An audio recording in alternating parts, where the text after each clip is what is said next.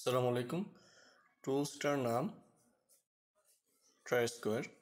Mainly কাজটা করা হয় যখন আমাদের কোনো কিছু কাঠ বা লোহার অ্যাঙ্গেল বা রড বা এই জাতীয় কোনো কিছু লম্বা জাতীয় কাটতে হয়। সেক্ষেত্রে আমরা 180 ডিগ্রি, 90 ডিগ্রি এবং 45 ডিগ্রি সহজে কাটতে পারি।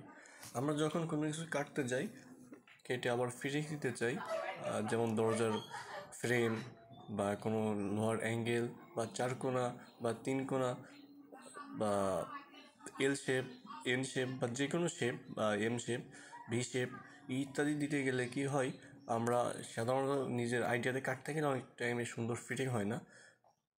এই ফিটিং না হওয়া থেকে রক্ষা পাওয়ার জন্য আমরা সহজে দুইটা যদি 45 ডিগ্রি অ্যাঙ্গেলে কাটি, সেক্ষেত্রে সুন্দরভাবে জিনিসটা কাট হয়।